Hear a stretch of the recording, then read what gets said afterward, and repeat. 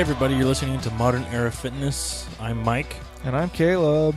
And today we're talking about how to not get mugged. It sounds kind of silly when you're talking about it, but it's actually something that everybody can stand to learn more about. Yeah, so you don't get mugged. So if you got any questions while you're listening to this podcast, please get at us either on email, Twitter, or Instagram. Our email is modernerafitnesspodcast at gmail.com. All spelled out. All spelled out. Instagram and Twitter is MEF Podcast. at MEF Podcast. At MEF Podcast. If you don't do the at, sorry, I'm not techie. You didn't have to tell me that.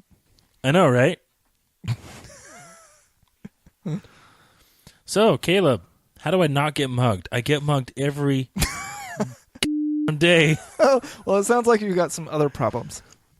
I have cash. You want to talk about them? I have cash just like flapping out of my... Poking out of your pockets? Yeah, poking out pockets. Okay, real easy to address. That Biff guy just gets me every time. Put your cash away. Are we being serious, or are we just... Well, I mean, that should be obvious, but Yeah, put should cash be. away. You'd think it'd be obvious. Yeah. How do I not get mugged? So there's two ways you can talk about this. There are specific little tricks and tips that people maybe don't think about that they should start thinking about, that they can put into practice right away. But there's also more of a philosophical and behavioral way to address things. You know what I mean? Like habitual Yes, stuff. absolutely. Thinking process. Do you want to start with practical, or do you want to start with the grander? Let's start with practical, Okay. and then we can move into the bigger picture. Okay. So, first things first, don't look like a victim. Don't act like a victim. Most people think that they don't, but they usually do. So when you say don't look like a victim, does that mean don't wear Jinko jeans? Don't be a juggalo. Don't wear first Tommy off. Bahama. Yeah. That's a victim of circumstance. That's not a that's not a mugging victim. That's So what do you mean that's by a fashion victim. What do you mean by don't look like a victim? What I mean is look confident. Don't look timid. Don't look, because one of the points I wanted to bring up is people look for easy targets, and you want to make it appear, even if you are an easy target, that you are not an easy target. When people are walking on the street and they're thinking of mugging somebody, they're looking for somebody that's looking down, not paying attention to their surroundings, and is just going to be an easy clip and go. Yeah. Kind of a thing.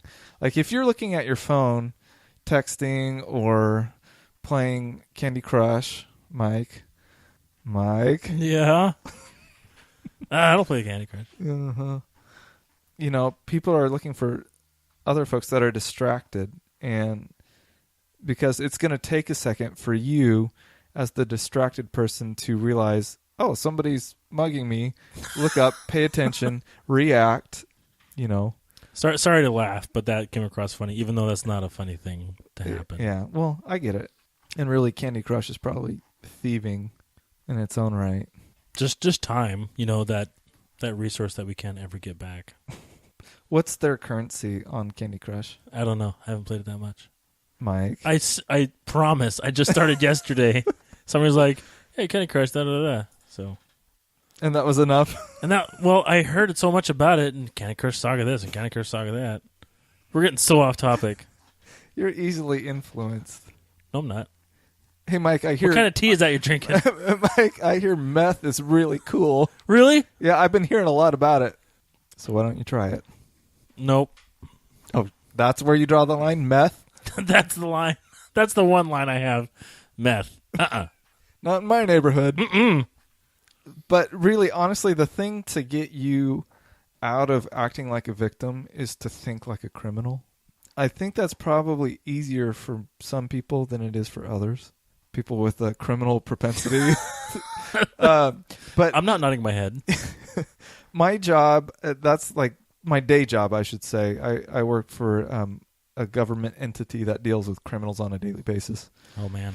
And so I am constantly reading and inundated with the criminal thought pattern. It's kind of conditioned the way that I look at things, which has its ups and its downs. The thing you need to remember is when you're thinking like a criminal, you need to think about, okay, who's an easy victim? If I were to mug somebody or rape somebody or kill somebody, as horrible as that sounds, and to put yourself in that picture, I think it's kind of necessary, because then you can understand how a criminal thinks and how they view you. So if you think somebody would be an easy target, make sure you don't do those things that you find as an easy target. Does that make sense? That does make sense. As terrible as it is. But what makes an easy target?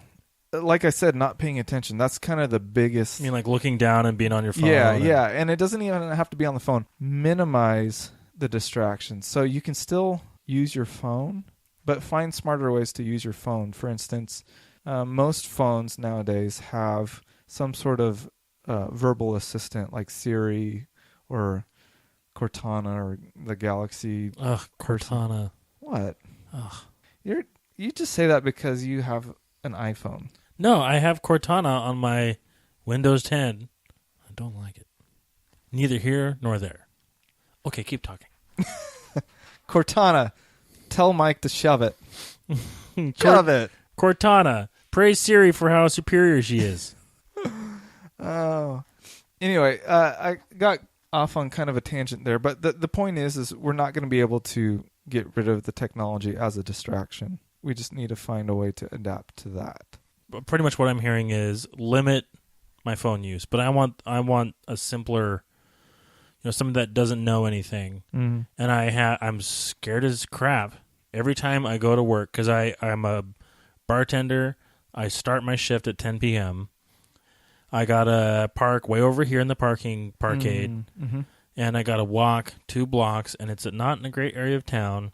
I work at Jammers or whatever. I gotta park downtown and work at Jammers. So I gotta walk like 2 miles. First of all, you got to find at a new 10 place of p.m. employment. on 12th Street in Salem.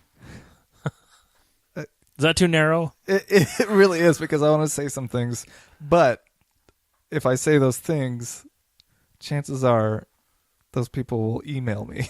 Oh, let's try it. Okay, Jammers. You don't want to be at Jammers. Really? Okay, actually, okay. They got a drink called Sports Drink, and it's not Sports Drink at all.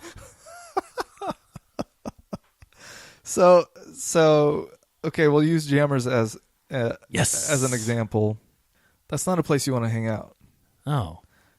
If you're concerned about your personal safety and you don't want to get in a fight, you have to be wise about the places you choose to hang out, especially if you're going to be drinking. If you're drinking, you need a place wherein you can feel safe. But you're not drinking. You're a bartender. Oh, that's right. You're a bartender. You have to go there. Okay. Okay. So you know the clientele, and you're not worried about fighting with the patrons? You're walking. You're worried about the commute. It's 3 a.m. and you have to walk from your place of employment to your car, and it's like a block away. How do I not get mugged? Happens every day. With my example. Yeah, okay. The first thing is chin up, pay attention to your surroundings. Gotcha. The number one thing that's going to keep you from getting assaulted or mugged or whatever is having your head up and on a swivel. And I don't mean in a paranoid way. There's kind of this, what's it called? A yellow level sort of awareness where you're not paranoid, but you're aware. You're not, what? You're grinning at me. In I was just trying to remember the like condition yellow or something OODA like caution. or Yeah. OODA or ooh la la or whatever. We'll get to that. But basically, it's being aware of your surroundings and being suspicious of your surroundings without being panicky. Because panicking is going to lend itself to making mistakes. Yeah, you might as well have an icon above your head saying you're, half HP already. Yeah. Easy target. I have a quest for you. Can you give me all your money? Question mark? Give me all your money. Yeah. Can you do it? /yes. /dance. /kiss. Love it. But anyway, being confident and being aware of your surroundings, you want to pay attention to the people around you and acknowledge the people around you. If you don't, that essentially, when you acknowledge somebody that is passing you by, you're saying to them that you're aware that they're there and that you could identify them if they did anything bad. And that was something, actually, I used to work for a credit union, and that was something that was ingrained in me when I worked there. And it's been useful since, being able to take a snapshot of a person and being able to describe them, paying attention to the color of their clothes, maybe the cut of their hair, how tall they are. Take a snapshot of them. Maybe they're walking past the lamppost and just gauge their height in relation to the lamppost or something like that. Something that can give you a way to describe them should anything go bad. But the thing is most of the time, if you pay attention to them and acknowledge them just with like a head nod, nothing threatening, just saying, hey, what's up? Like, beautiful night, 3 a.m. Yeah. That's enough to make somebody not, if they have bad intentions, they because they see that you're confident, that don't have a victim mentality. Exactly, and that you're acknowledging them and saying, "I see you." What % would you say that being aware, keeping your head on a swivel, and being confident plays into not getting mugged? Like, out of all the tools and stuff, pretty darn near 100%. Like 95, 98. Well, I mean, realistically, probably closer to something like that, but I feel like if you practice that, well, first of all, the likelihood of somebody getting mugged is pretty low anyway, even though news tells us otherwise. Right. But if you just practice that confidence and that awareness, that's going to cut that down even more. So the likelihood that you're going to get mugged is far, far lower.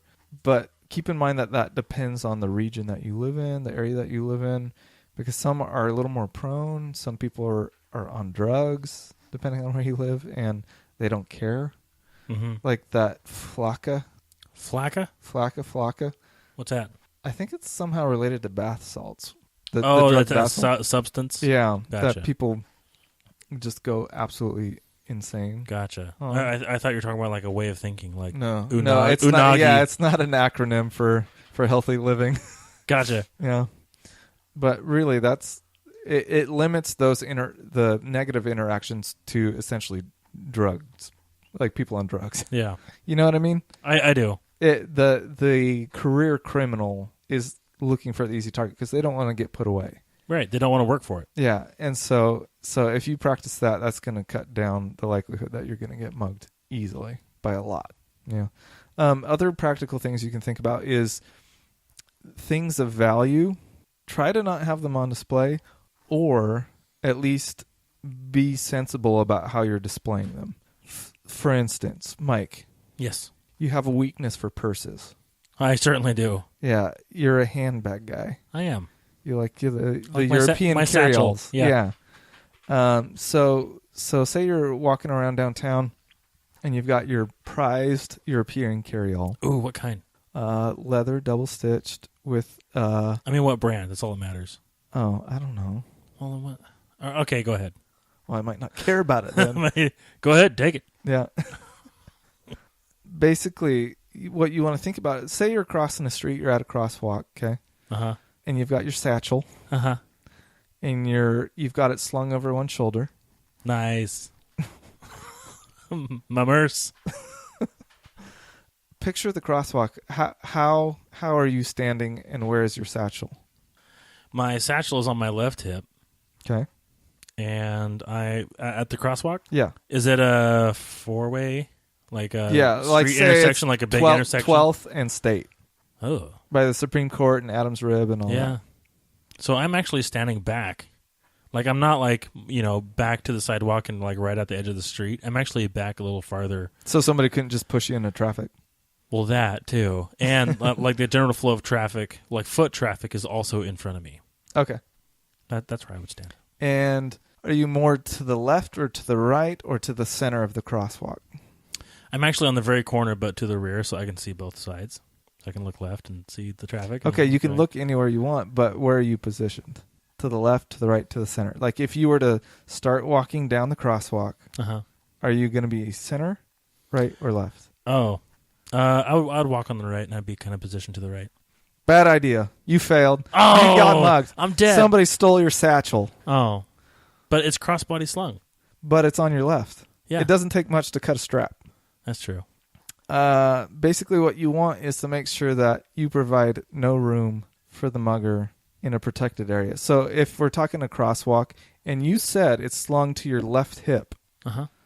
okay, if it's on your left hip and you're walking to the right of the crosswalk, that means it's So it would be at the center of the it would be crosswalk. Somebody available. can yank it Yeah. and get, Yeah. and we don't want them to do that. So if it's on your left hip, you want to be on the left side because they would have to walk into traffic to get it. Gotcha. And I know that seems like a small detail, but it makes all the difference because somebody doesn't want to have to negotiate traffic Yeah. while they're also trying to finagle the most beautiful man purse that they've ever seen. Oh, glorious. By the way, I was nodding. You probably didn't hear that. He's got a really quiet nod. But I was agreeing. I totally agree though. And it's all those little small details that really add up to make you a harder target. Yeah. But honestly, it's things like that. If you just take an objective look at your position, what's exposed, and what's around you, that's going to help you. That's going to inform your action. You know what I mean? Yes. And you can build all sorts of practical, what's the word I'm looking for? Practical Habits. habits off of that information that you get. Mm-hmm. But really, confidence and just being aware of your surroundings is number one. That's one of the things that we really stress in our martial arts teaching is the awareness of what's around you. Because even if, say you're a dude or dudette and you're at a bar and somebody wants to fight you, assuming you can't walk away, that they've somehow wrangled you into this fight and you have to deal with it. Being aware means that you know where this opponent's buddies are at all times, and kind of it really plays into worst case scenario and preventive scenario. You know what I mean? Yes. So it's something that you want to pay attention to. And a little game that I tell my students to practice that kind of helps build that skill is, you know, that gut instinct that you have Yes. when somebody's over your shoulder or behind you or whatever. Oh my God, yes. Yeah. You want to trust that and kind of build that recognition. And one way you can do that and kind of make it a game for yourself is if you feel anything behind you, you look. If there's somebody there, you get a point. If there's somebody not there, you take away a point. What that does is it kind of gets you in the habit of paying attention to that feeling, to that sense, and you kind of hone it and get more accurate about it. Now, there's lots of philosophical and science behind that, whether or not you're really sensing somebody or if it's just a coincidence when you're right or wrong. Right. Coincidence and reinforcing the Yeah, placebo effect. Exactly. And it's whether or not it's true, it's a good habit to be in because it gets you to turn around. It gets you to be aware, regardless if it's some mystical sense or your chi projected out behind you and it senses somebody. It doesn't matter because it gets you to turn around and look and see what's behind you. Right. And like I said, that awareness, sometimes looking around and acknowledging, I see you behind me, is enough to make them scoot to someone else. You know what I mean? Practicality. Do you want to talk about Uda? Uda? Yeah. Let's see if I can remember it. It's a little more conceptual than the little being aware and all that stuff. Observe, orient. Are you reading this off of your... Nope. Observe, orient, decision, and action. Yeah. And it's a loop. So the action puts you in a place where you now have to observe again and start the cycle again. It's a circular motion. Yes. So that awareness that I was talking about is that. The observe. Yeah. And I think that can kind of tie into what we're just talking about like acknowledging, like let's say a passerby. If it's 3 a.m. you're walking to your car and somebody else is walking the exact opposite way, you don't want to shy away and kind of put your head down and project that fear, but kind of look him in the eye, give him a little nod or whatever, and keep it short, sweet, to the point. But that's part of, you observe that they were coming and you oriented so that your satchel or whatever is on the opposite other side. Yeah. Or if you notice somebody acting real shady, like say you're walking down the street on one side of the street and you see somebody coming towards you on the opposite side and they, without obvious reason, cross the street, your senses better be telling you something. Like that's not normal. anything out of the ordinary should trigger some sort of change in your action. And that's kind of what the OODA, the loop, that acronym really deals with, is that we as humans are always looking for pattern, and we always assume that things will follow a pattern. So anytime something disrupts that pattern, we don't know what to do.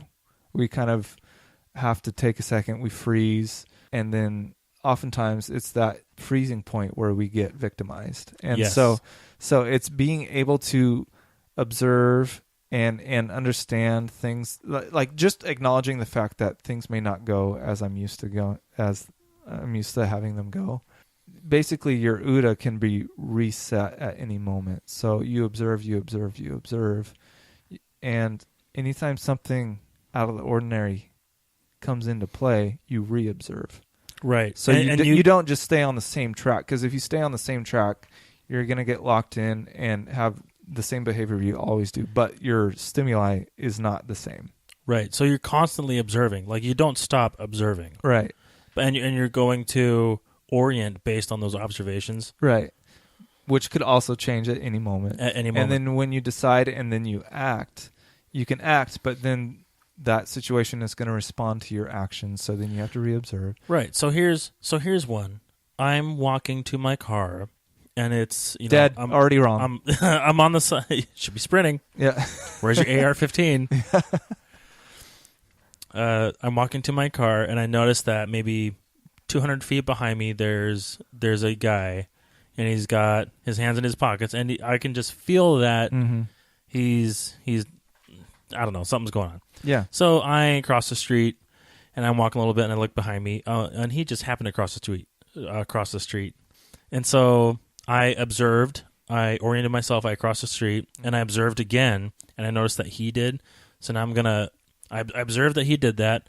I'm going to orient myself again and act to cross the street. Yeah, so every time that somebody matches, Yeah. yeah. You need to get more proactive with your orientation, decision, and action. So if they match your crossing the street, that means you need to up the intensity, so to speak. So it might mean getting on the phone, and just saying loudly, "Hey, honey, somebody's following me," or just straight up, absurd as that is, or just straight up calling the police department. Actually calling the police department, because they don't mind if you're doing that. Yeah, they would rather people be safe. Just like, oh yeah, there's. They don't want to file all the reports. I don't know if it's going to be something serious, but I just want to be on the phone with you guys. Yeah, and they will be A-okay with that. Yeah, but absolutely. I was going to get into that about if you see somebody matching your actions or having what's it called?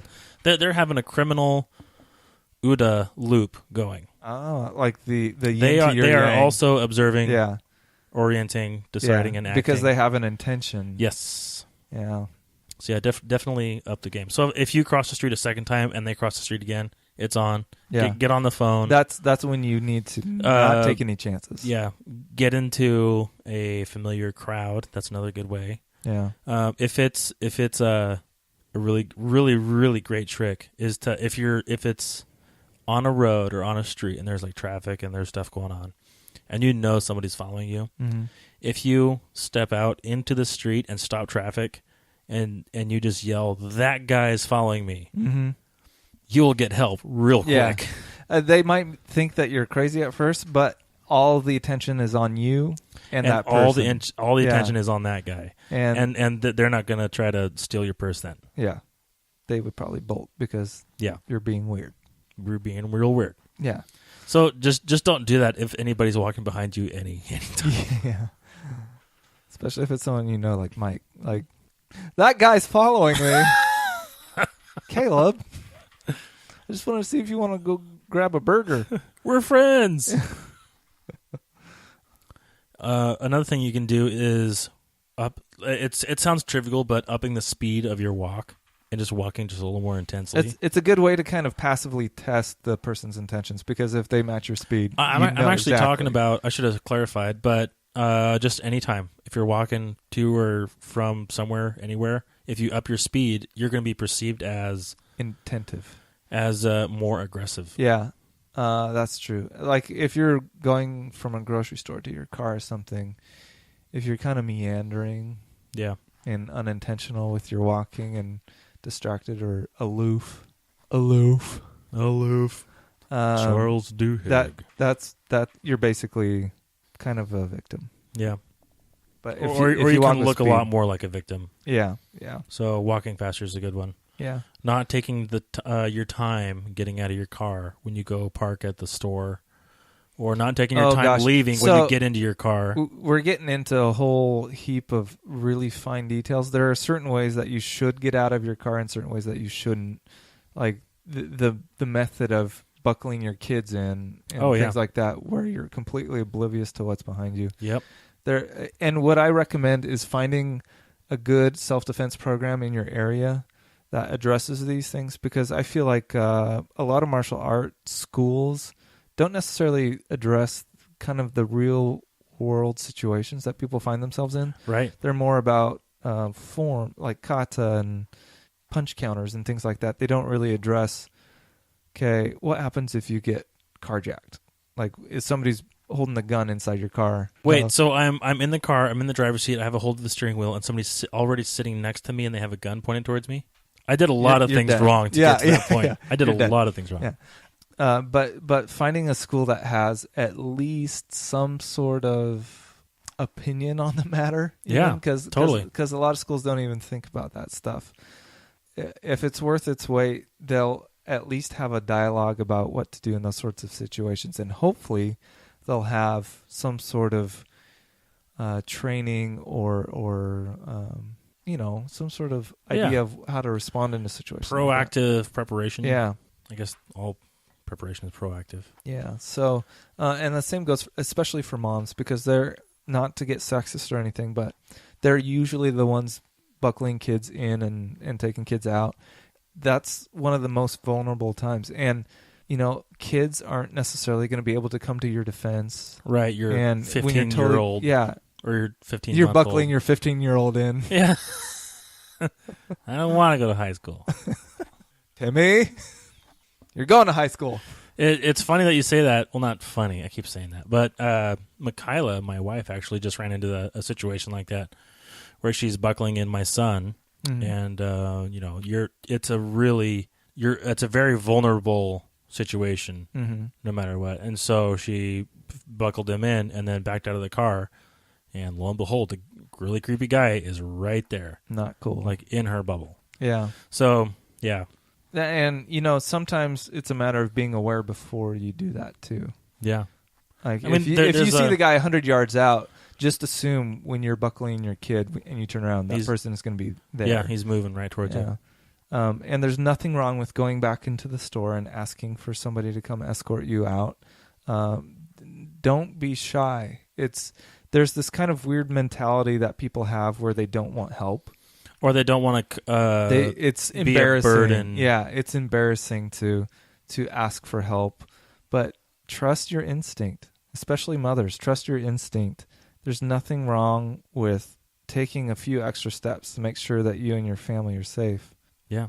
I mean, it doesn't get much more real than that. So don't have a sense of pride about it. Mm-hmm. Assume the worst, Yeah. if I can say that. I think you can. But just don't learn Kajukenbo and get so good that somebody like taps you on the shoulder for directions. And you immediately kill them. You just kill them right there. One of I took a class from my dad First of all, in high school.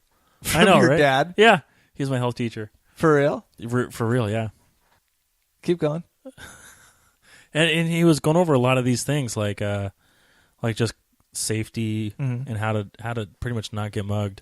And he goes, for gals especially, if you're in a public place or let's say you're in the mall or I don't know, wherever, Mhm. and nobody you know is I like there. that you're talking about girls and you just the mall. You know, the mall. Yeah, That's where girls go. Yeah. Yeah. They shop all the time.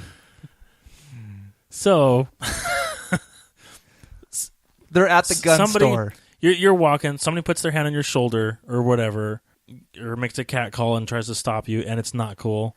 If you can look them in the eye, or not even if, but just look them in the eye and say with a commanding voice, "What do you want?" Mm. and just just hold it, just Essentially shut them eye down. to eye, just Yeah. shut them down. Like, what do you want? And if you can say it, just the louder and meaner you can say it, and the more direct, Yeah. it'll stop about anything. Yeah, and what's interesting about that too, I don't know if you were going this route or not, but when you can, even if you're nervous or scared or something like that, if you can force yourself to say something in a commanding voice, that snaps you out of that freeze state Yes, it that does. a lot of people do. The fight, flight, or freeze. If you can say something commanding like that, that'll help pull you out. So then you become aware in your situation and can respond in your situation instead of just like, "Ah." Yeah, it does. And that goes for guys and girls. Well, yeah, it does. It does as much good for you as it does harm to their momentum. Yeah, exactly. It gives them that heartbeat of, wait, what? Because it gets them out of their ODA loop. Yeah. Like the way they're expecting you to respond to their threat. And it's also psychological. Like, all of a sudden, you're not a victim. You're somebody who's in command of the situation. Yeah. Like You're gonna, not cool with like it. you're gonna tear some body parts off if they try to do anything. Yeah. What? What do you want? You want some of What? this? I know people. Yeah. My foot. Thanks, Red What?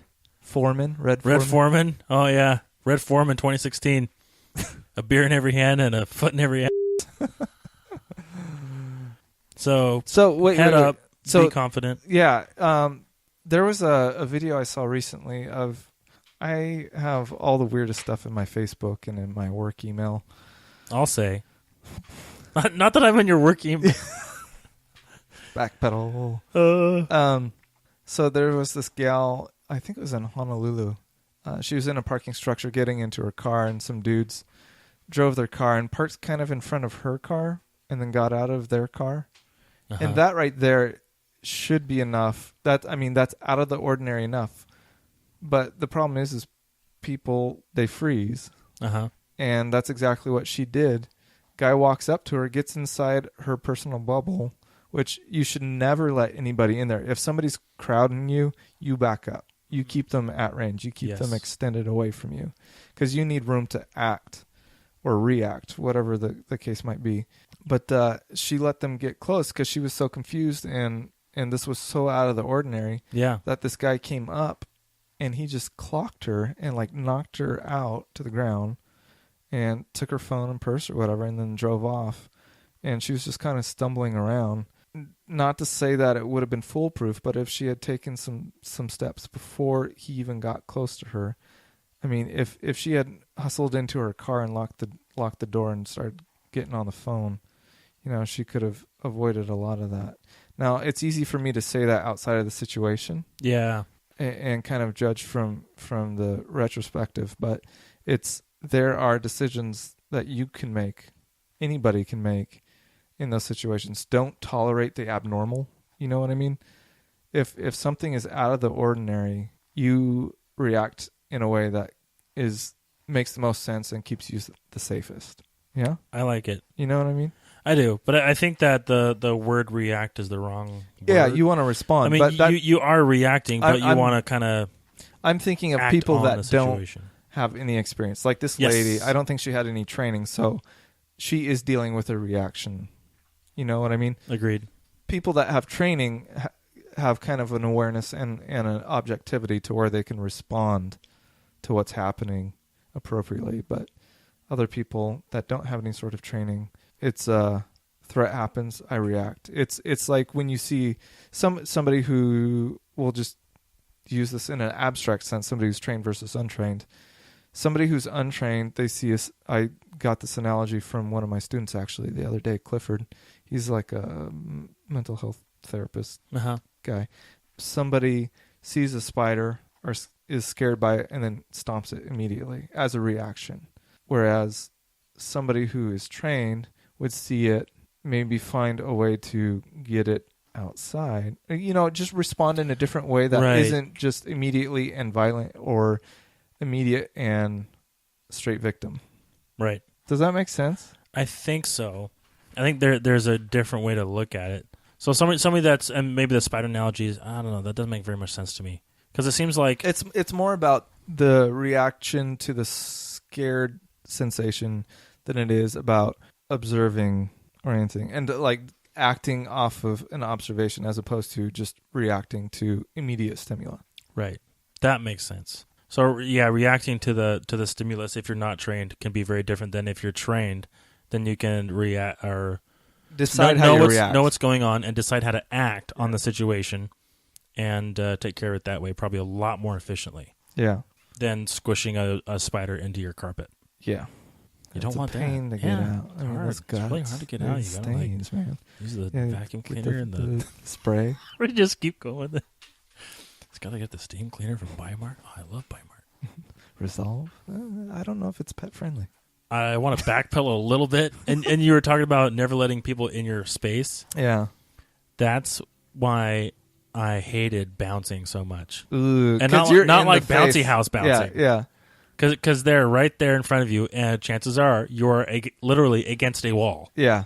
Because you're like at a door against the wall, letting people in. Yeah, you're against the Or not you're in. against the wall or behind a door where there's people behind you. Yeah. There's nothing more stressful. Oh yeah, and people walk up and it's this guy and all of his buddies and you. Yeah. But yeah, being a bouncer was very stressful, especially Better after, you than them, though, right? After coming out of the military and being trained. Like, hey, if somebody Better than you. gets less than 20 feet from you, like even if they're quote unquote unarmed, Yeah. like somebody can close the gap with 20 feet and a knife and do deathly damage really quick. So the rule of 21, yep, I think is what it is. Yep, that's it. Yeah. So basically, the rule of 21 says that if somebody's within that 21 feet, you can't necessarily draw your firearm and quick enough. Yeah, quick enough to defend. So people that are all about their concealed carry, that's fantastic. I think that's a smart idea, but don't think that you are going to be invincible against somebody with a knife if they're within 21 feet of you, because they can close that distance quicker than you can draw and aim and squeeze. Yeah. And plus your heart rate's going to go from resting heart rate to immediate maxed out, literally maxed out instantly. Yeah.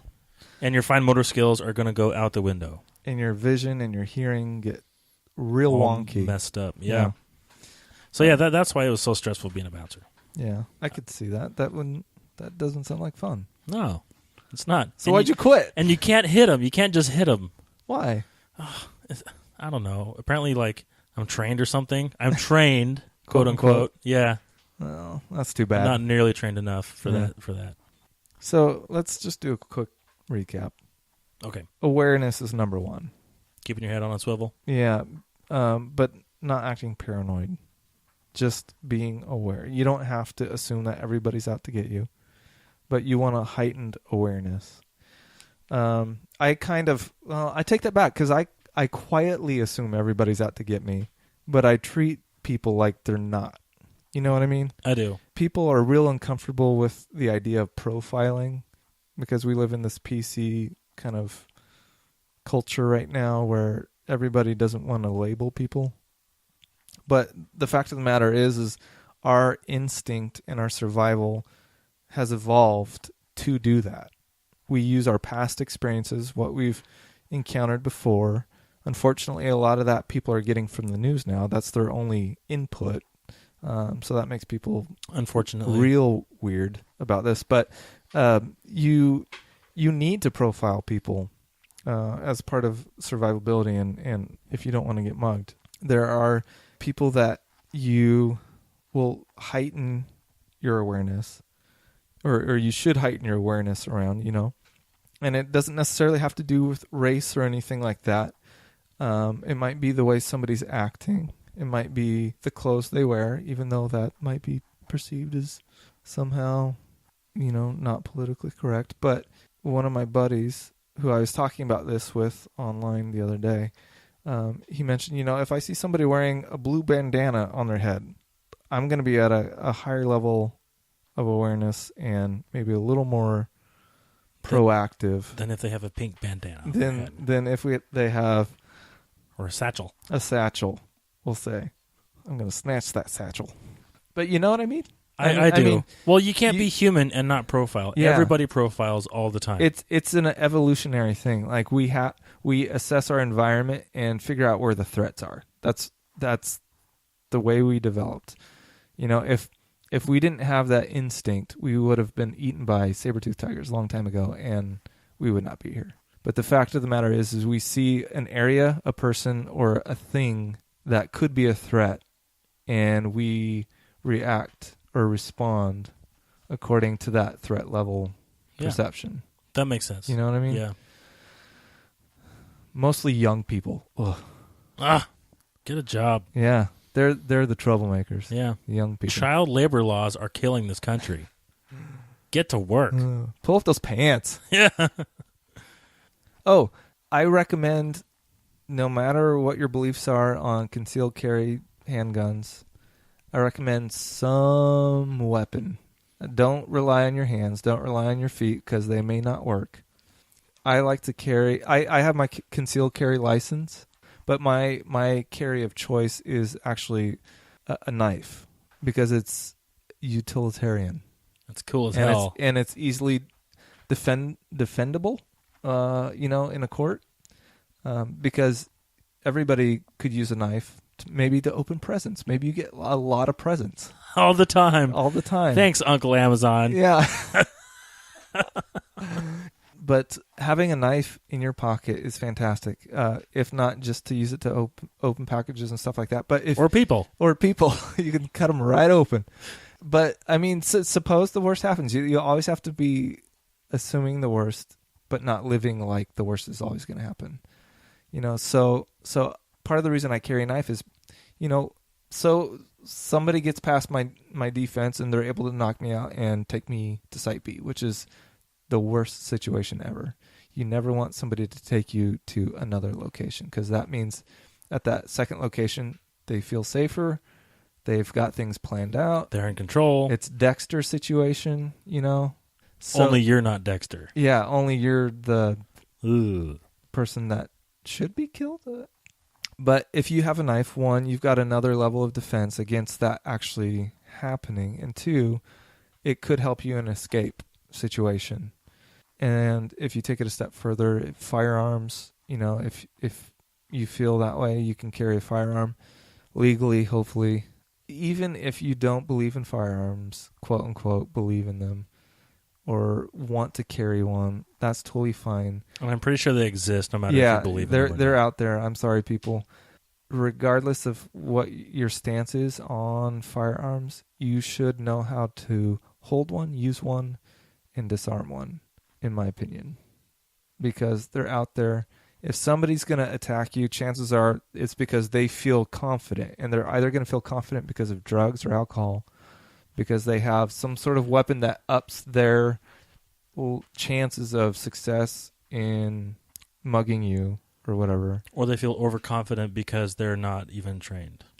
So I think a good example of that is somebody coming up to you and holding a pistol right in front of you. Yeah, exactly. And if you're trained like Caleb here, you can just take it from you. No, well, it depends on what they're after. If they hold a gun to my face and they want my wallet, I will give them my wallet because cool, whatever, dude. Yeah. I can cancel those cards. Good luck. Yeah. But if they're nuts and they're holding a gun to my face and they want to out me so they can rape somebody close to me, then you better be sure that I'm going to do something else. Yeah. Gosh, that got real dark real fast. But I think that got real. dark, but I think that got very real. Like, this is what we want to avoid when we talk about how to not get mugged. It's for the safety of ourselves and the ones that we love. And it's as simple as that. Yeah. Yeah.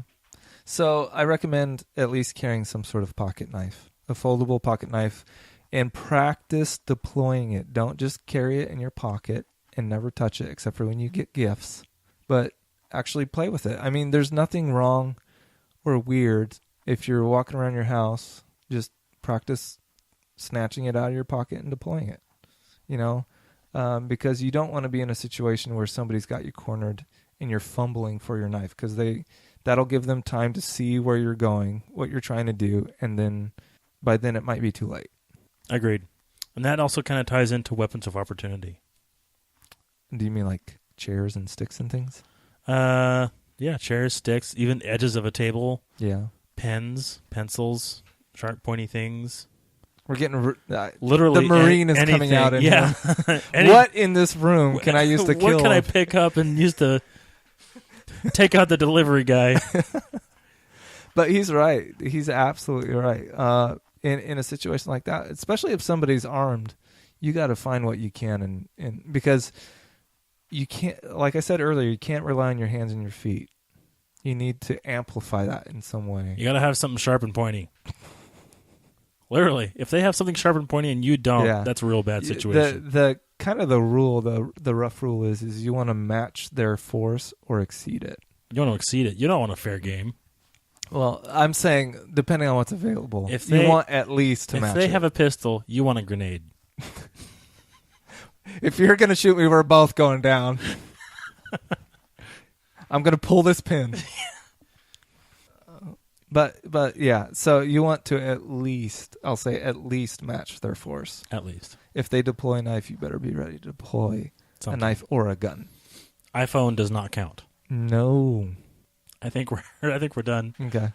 Okay, once again, if you want to get a hold of us, you can reach us via email, modernairfitnesspodcast@gmail.com, or on Twitter and Instagram @MEF Podcast. Yeah. Thanks for listening, and remember, live in a good place, keep your mind deep, and work when it's time. Okay, bye.